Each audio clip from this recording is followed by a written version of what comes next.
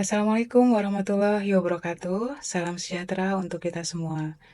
Kenalkan, saya Aisyah Tri Agustini, mahasiswa program Doktor Ilmu Akuntansi, Fakultas Ekonomika dan Bisnis Universitas Gadjah Mada. Pada kesempatan kali ini, saya akan mempresentasikan usulan proposal disertasi saya yang berjudul Developing Climate Change Disclosure Index, Do Broader Disclosure Drive Investor Confidence. Sebelumnya, saya ucapkan terima kasih kepada tim promotor saya. Yang pertama, Profesor Jugianto Hartono Mustakini, PhD, beserta kedua co-promotor saya, Ibu Khoirunisa Arifah, PhD, dan Ibu Zuni Barokah, PhD, yang sudah banyak meluangkan waktu, pikiran, dan memberikan dukungan selama pengerjaan proposal disertasi ini. Tidak lupa juga saya mengucapkan terima kasih kepada teman-teman semua yang menyaksikan video ini dan juga nanti akan hadir dalam ekspos proposal disertasi saya.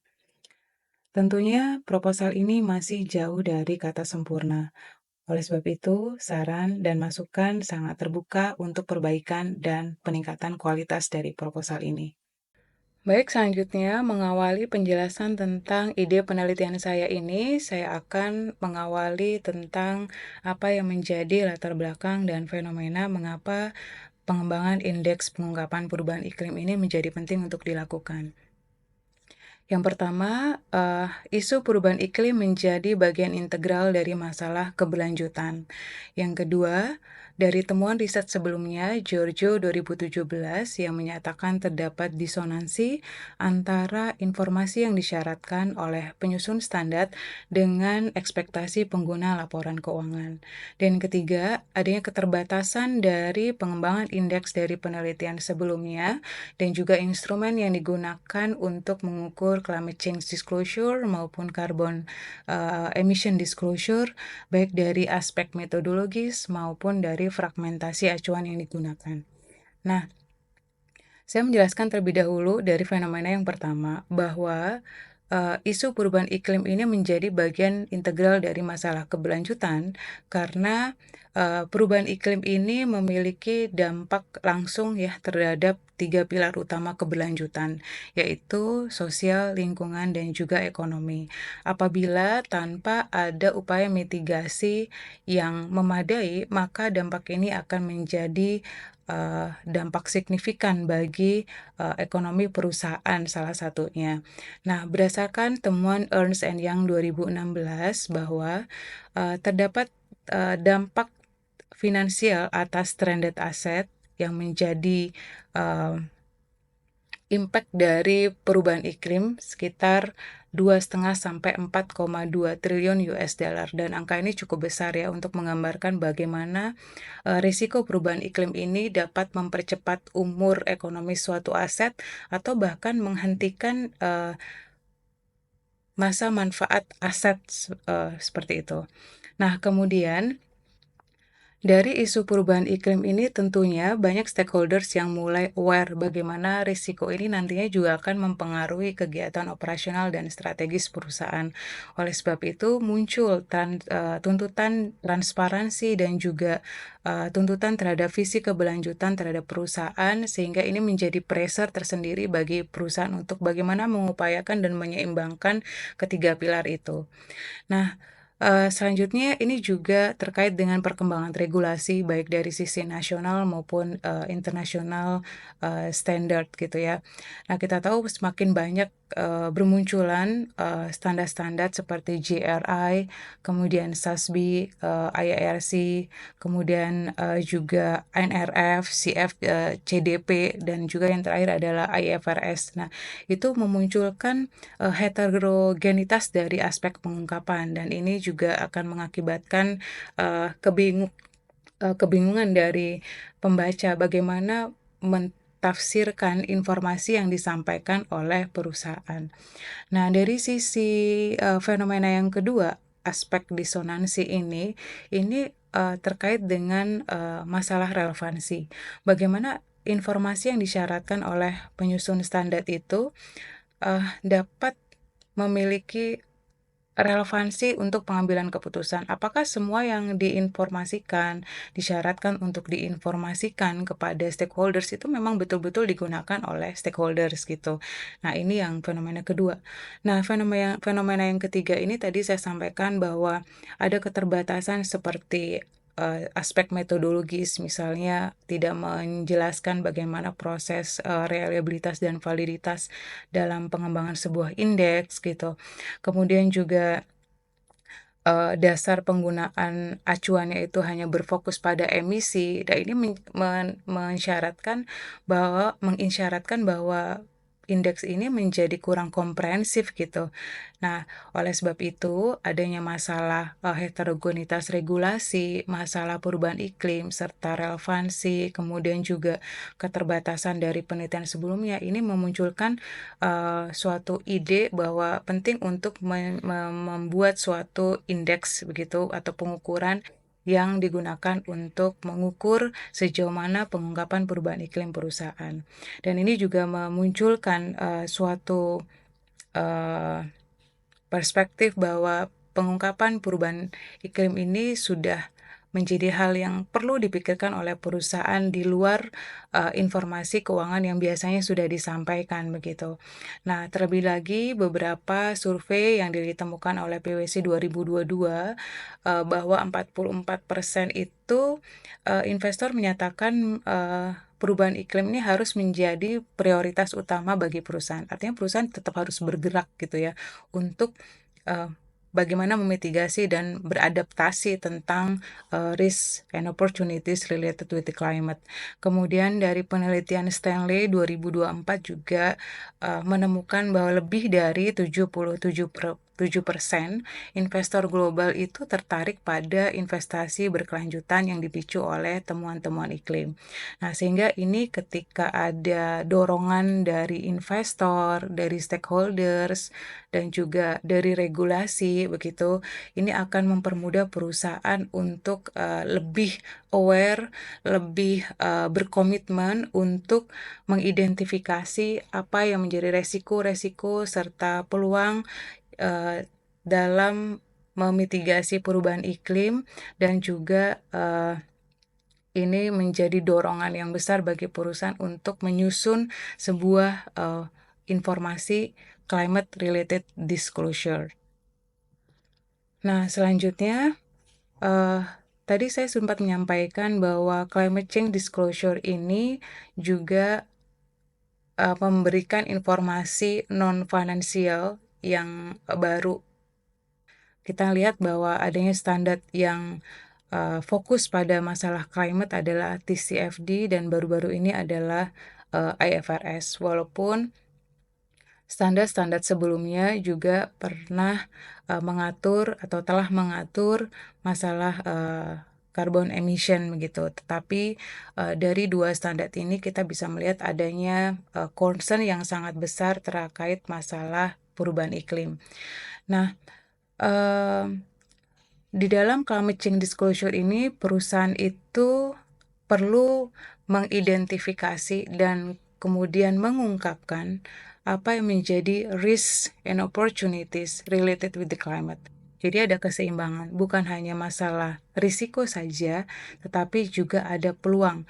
Risiko dan peluang yang material yang signifikan mempengaruhi prospek perusahaan dari baik jangka pendek maupun menengah dan jangka panjang.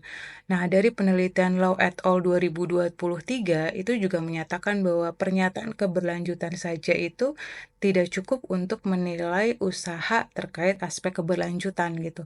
Nah, ada suatu mekanisme yang diperlukan untuk menilai seberapa siap, seberapa komitmen perusahaan itu untuk masalah-masalah perubahan iklim gitu. Jadi dari sini kita menangkap bahwa kalau perusahaan hanya menyatakan saya siap untuk memitigasi, itu tidak cukup, tetapi perlu ada suatu evaluasi untuk mengukur bagaimana kinerja pengelolaan iklim. Nah, disitulah pentingnya dari Climate Change Disclosure Index sebagai mekanisme untuk mengukur kinerja pengelolaan terkait iklim, baik dari sisi risiko dan juga dari aspek peluang.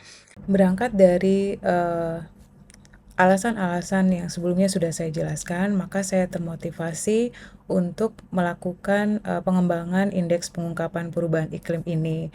Yang pertama, karena alasan kesenjangan dalam pengukuran pengungkapan perubahan iklim seiring diterbitkannya IFRS S1 dan S2 itu yang lebih berfokus pada thematic issues dari keberlanjutan, yaitu climate related disclosure, di mana standar ini lebih concern terhadap pengungkapan climate yang related with financial information. Nah, tentu ini akan menjadi lebih relevan dalam pengambilan keputusan investasi bagi investor maupun bagi kreditor dalam hal pemberian pinjaman misalnya. Dan yang kedua, motivasi ini dilandasi dari sampai penelitian ini dibuat, belum terdapat indeks pengungkapan perubahan iklim yang dibentuk berdasarkan aspek teoritis dan juga aspek praktis. Nanti akan saya jelaskan bagaimana komponen dari pengembangan indeks ini. Nah, kemudian yang ketiga, terdapat keterbatasan pengukuran indeks pengungkapan perubahan iklim pada pengembangan indeks sebelumnya gitu ya. Serta dari pengukuran pengungkapan perubahan iklim lainnya yang sudah disebutkan seperti Duta and Duta 2021, dia menyatakan bahwa pengukuran pengungkapan perubahan iklim dengan menggunakan CDP misalnya itu menimbulkan positivity bias karena perusahaan yang melakukan self-reporting terhadap kinerja iklim mereka. Kemudian terdapat juga keterbatasan dari penggunaan indeks penelitian dari Choi misalnya yang hanya berfokus pada item-item dari kuesioner GDP, juga ada komponen dari Prado dan Lorenzo 2009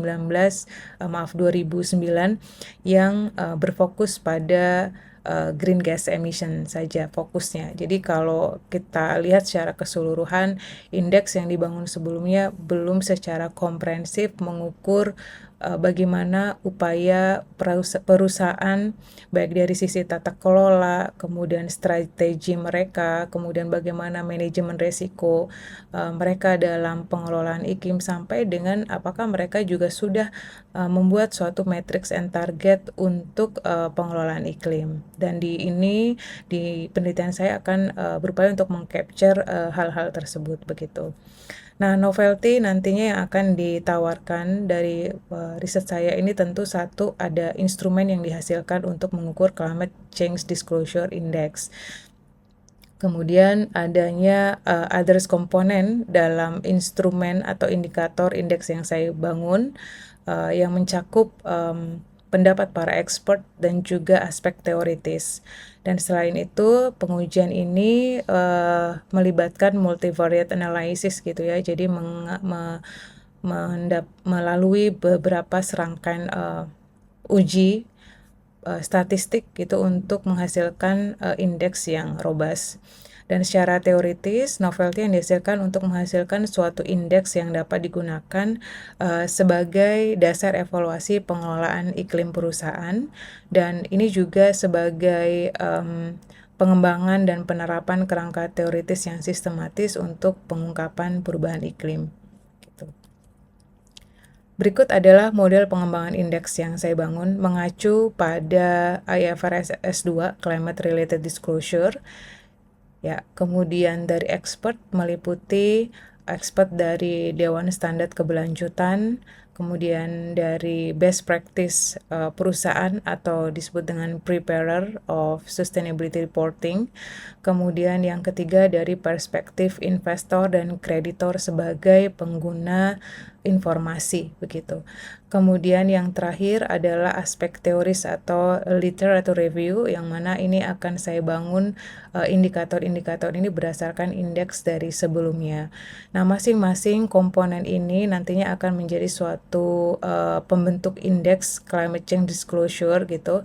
Namun untuk betul-betul menggambarkan apakah komponen ini dapat menjawab fungsi dari indeks itu, maka penelitian ini juga akan melakukan pengujian terhadap tujuan dari Climate Change Disclosure Index. Nah, pengembangan indeks ini didasarkan dari beberapa teori. Kalau IFRS lebih mengarah pada shareholders theory dari penelitian Krivogorski tahun 2024. Karena fokus dari IFRS S2 ini lebih pada investor perspektif, bukan multiple stakeholders perspektif seperti GRI.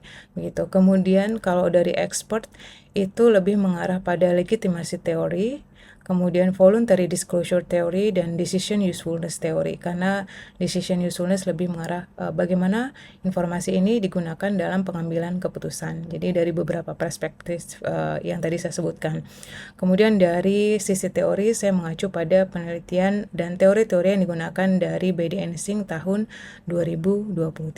Nah, ini model pengembangan indeks penelitian saya. Nah, selanjutnya setelah indeks ini dibangun, what next gitu. Jadi saya akan melakukan pengujian terhadap impact dari climate change disclosure terhadap value creation gitu. Nah, saya men-capture gap research dari penelitian terdahulu mengenai impact dari climate change disclosure atau carbon emission disclosure ataupun related non-financial information lainnya, khususnya tentang sustainability gitu, bahwa beberapa penelitian menyatakan adanya impact positif dari disclosure tersebut gitu. Di antaranya misalnya meningkatkan kinerja keuangan, menurunkan cost of capital gitu, ya, menurunkan financial distress perusahaan, juga menurunkan asimetri informasi serta meningkatkan competitive advantage perusahaan. Namun terdapat juga beberapa penelitian yang menemukan sisi negatif dari pengungkapan ini. Yang pertama, karena ini merupakan masalah externalities problem, investor itu memandang bahwa ini bukan kewajiban perusahaan untuk mendisclose climate atau masalah lingkungan ini, karena ini akan menjadi sulit untuk diukur begitu. Kemudian juga ini sebetulnya merupakan cost ya, ketika perusahaan melakukan disclosure untuk mengukur emisinya, untuk membuat pengungkapan, kemudian untuk melakukan pengawasan menuju net zero emission misalnya, itu butuh cost dan itu tentu akan berpengaruh pada aspek profitabilitas perusahaan. Kemudian juga ada unbooked liabilities and costs without lasting economic benefit gitu. Jadi ini terkait dengan liabilitas dan juga biaya terkait dibandingkan dengan manfaat yang diperoleh gitu. Dan terakhir tentang penurunan cash flow masa depan, karena banyak investasi, terutama kalau kita bicara short term investment untuk upaya mitigasi climate ini tentu membutuhkan biaya di awal yang sangat besar, sehingga ini menyebabkan penurunan cash flow terkait dengan hal ini. Itu ditemukan Griffin tahun 2017. Nah, karena ada gap research ini, maka setelah indeks tadi saya bangun, kemudian saya akan melakukan pengujian the impacts of climate change disclosure terhadap firm value atau value creation perusahaan. Nah, oleh sebab itu, tujuan penelitian ini saya rangkum menjadi 3. Yang pertama, mengembangkan indeks pengungkapan perubahan iklim yang mengacu pada IFRS S2, Climate Related Disclosure, dan others komponen yang terdiri dari, tadi saya sebutkan, yaitu Dewan Standard, Preparer, and Investor or Creditors. Kemudian yang kedua, menguji pengaruh pengungkapan perubahan iklim terhadap tujuan indeks yang diproksikan pada arus kas, kemudian cost of capital, return saham, social trust, and environmental performance. Jadi pada tujuan kedua ini saya lebih fokus pada tujuan indeksnya. Apakah betul-betul indeks yang dibangun ini dapat menjadi parameter untuk menilai seberapa besar perusahaan itu telah mengukur risk and opportunities related with the climate dengan proxy-proxy ini. Nah, pemilihan proxy-proxy ini juga telah didasarkan pada teori dan juga standar ISSB yang secara eksplisit mengatakan bahwa pengungkapan ini nantinya diharapkan dapat mengestimasi seberapa jauh perubahan cash flow, kemudian menurunkan cost of capital, serta meningkatkan return saham. Sedangkan untuk social trust and environmental performance ini lebih melihat tidak hanya dari internal perusahaan, tetapi bagaimana masyarakat dan lingkungan juga menilai climate disclosure ini terhadap dampak sosial dan juga environmental performance. Tujuan terakhir adalah menguji efektivitas Climate Change Disclosure Index terhadap nilai perusahaan. Nah, baik, dari situ kontribusi penelitian ini mengarah pada kontribusi teoritis maupun juga praktis. Pada intinya, kontribusi teoritis ini mengarahkan pada bahwa penelitian ini akan menghasilkan suatu instrumen pengukuran indeks pengungkapan iklim dengan berbasis IFRS S2 Climate Related Disclosure dan juga others komponen. Kemudian dari aspek pendekatan yang digunakan, penelitian ini juga menawarkan pendekatan baru dari sisi metodologi, kemudian kerangka konseptual dalam pengembangan indeks, kemudian juga penggunaan machine learning dalam penguatan pengembangan indeks dan proses pengembangan indeks, serta juga menggunakan analisis kuantitatif. Sedangkan dari sisi kontribusi praktisnya, maka instrumen ini nanti diharapkan dapat digunakan baik oleh investor, kemudian bagi regulator ataupun pemerintah untuk mengukur dan mengevaluasi kinerja pengelolaan iklim perusahaan. Dan juga bagi researchers atau akademisi bisa menggunakan instrumen ini sebagai tools atau proxy untuk mengukur pengungkapan perubahan iklim perusahaan. Selanjutnya, saya akan menjelaskan tentang tinjauan literatur yang digunakan dalam penelitian ini. Nah, pada slide ini, saya membahas tinjauan literatur yang berfokus pada perspektif filosofis dari pentingnya pengembangan indeks pengungkapan perubahan iklim. Yang pertama adalah perspektif epistemologi, kedua ontologi, dan yang ketiga adalah aksiologi yang menjadi kerangka konseptual dalam penelitian ini. Nah, kalau dari sisi epistemologi, perubahan iklim ini dapat dipahami sebagai konsep paradigm shift gitu ya dari Thomas Kuhn tahun 70 yang menekankan perlunya perubahan yang mendasar dalam bagaimana cara kita memandang sebuah isu, kemudian prinsip juga yang membawa kita lebih mengembangkan fokus yang tadinya hanya financial, kemudian beralih ke sustainability, kemudian lebih lagi ke masalah climate change. Nah, ini disebut paradigm shift dari Thomas Kuhn tahun 70 yang pada intinya menekankan perubahan dari waktu ke waktu yang perlu ditindaklanjuti secara ilmiah. Nah, kemudian juga dari prinsip falsifikasi Popper 2002 yang melakukan pengujian gitu ya terhadap validitas dari sebuah teori, apakah itu masih relevan atau perlu kita kembangkan kembali begitu. Nah, yang kedua, pada dimensi ontologi, jadi penelitian ini juga mempertimbangkan eksistensi dan realitas dari perubahan iklim yang mengacu pada pemikiran Popper 2005 dan juga Fabry 2020 ya, yang menyoroti keberadaan ancaman yang nyata dari perubahan iklim. Nah, kemudian dari perspektif aksiologi, nah, ini menekankan pentingnya nilai-nilai dan norma ketika perusahaan ingin melakukan kegiatan operasional perusahaan, juga mempertimbangkan aspek-aspek nilai-nilai terhadap bagaimana dia tetap bisa menjaga kondisi lingkungan, kemudian juga mengantisipasi apa yang terjadi dari perubahan iklim ini terhadap dampaknya pada perusahaan, karena sifat climate change ini sifatnya outside in gitu, berbeda dari CSR yang sifatnya inside out. Jadi walaupun sifatnya outside in, perusahaan perlu melakukan identifikasi untuk melakukan tindakan-tindakan yang sejalan dengan nilai-nilai dan norma tersebut.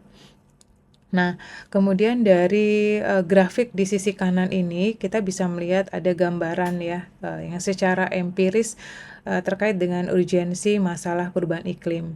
Nah, pada grafik yang 2.1 ini menunjukkan, tren kenaikan suhu permukaan global yang menggambarkan, adanya dampak nyata dari pemanasan global dari waktu ke waktu, dari yang, warna biru sampai yang merah begitu, ini menggambarkan urgensi dari tindakan untuk memitigasi impact dari global climate change.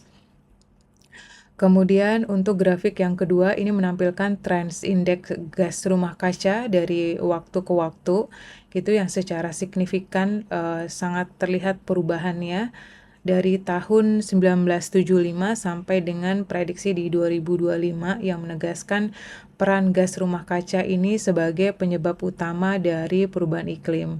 Nah, itu artinya bahwa Climate Change Disclosure Index ini nantinya juga tidak hanya berfokus sebagai alat untuk mengukur gitu atau instrumen pengukur, tetapi juga menjadi paradigm shift dari cara pandang perusahaan dalam memahami konteks bisnis juga dengan konteks sustainability dan juga menanamkan nilai-nilai sosial begitu ketika melakukan aktivitas operasionalnya dan menjadikan itu sebagai bagian dari strategi perusahaan. Dan ini mencerminkan juga sebagai urgensi untuk mengambil langkah yang konkret dalam mengatasi perubahan iklim melalui pendekatan yang lebih holistik dan juga berbasis data begitu. Berikutnya adalah main concept in IFRS S2 sebagai disclosure requirement. Yang pertama ada governance, kemudian yang kedua adalah strategi, ketiga adalah risk management, dan keempat adalah metrics and target. Keempat ini adalah core elemen yang terdapat dalam IFRS S2. Dan core elemen ini memiliki kesamaan dengan TCFD gitu ya. Jadi dalam pengembangan indeks ini masing-masing core elemen ini nanti akan dibentuk item-item yang mengukur dan juga nantinya akan membentuk suatu indeks pengungkapan perubahan iklim. Selanjutnya adalah pengembangan hipotesis. Penelitian saya ini terdiri dari 6 hipotesis yang menguji hubungan antara pengungkapan perubahan iklim terhadap tujuan indeks. Nah, tujuan indeks itu diproksikan yang pertama dari arus kas, kemudian cost of capital, dan juga return saham. Kemudian saya tambahkan lagi untuk aspek di luar perusahaan, yaitu tentang bagaimana kepercayaan masyarakat memandang dari pengungkapan perubahan iklim, dan juga apakah pengungkapan perubahan iklim ini memiliki pengaruh terhadap environmental performance. Selanjutnya, untuk hipotesis yang keenam, ini mengarah pada hubungan pengungkapan perubahan iklim terhadap value creation yang diproksikan dengan nilai perusahaan gitu. Jadi untuk alur penelitian saya terdiri dari 4 tahapan utama. Yang pertama adalah pengujian indikator atau item-item pembentuk indeks. Nah, kemudian yang kedua adalah pengembangan Climate Change Disclosure Index. Ini akan dilakukan pengujian reliability dan validity, mencakup content and construct validity, dan juga penggunaan machine learning untuk melihat kelas-kelas masing-masing pengungkapan. Kemudian pada fase ketiga ini dilakukan pengujian efektivitas indeks dengan whole tot sample. Yang terakhir adalah pengujian hipotesis, di mana pada pengujian hipotesis ini akan dilakukan dengan analisis regresi melalui pemilihan model terbaik dari uji Hausman ya, untuk common effect, fixed effect, atau random effects. Berikutnya adalah metodologi penelitian. Penelitian ini merupakan empirical study dengan pendekatan kuantitatif. Adapun metode yang digunakan adalah metode ekonometrika yang diperkenalkan oleh Norwegia Regner pada tahun 1895 sampai dengan 1973. Metode ekonometrik ini merupakan analisis kuantitatif tentang fenomena ekonomi aktual menggunakan teori yang berkembang serta hasil pengamatan dengan metode pengambilan kesimpulan yang tepat. Untuk populasi dan sampel yang digunakan, penelitian ini menggunakan laporan keberlanjutan atau integrated reporting atau climate reporting ataupun annual report dari perusahaan yang terdaftar dalam Global 100 Most Sustainable Corporation in the World berdasarkan Corporate Knight List. Kemudian, saya juga akan menggunakan perusahaan yang terdaftar dalam S&P 500 dalam pengujian hipotesis.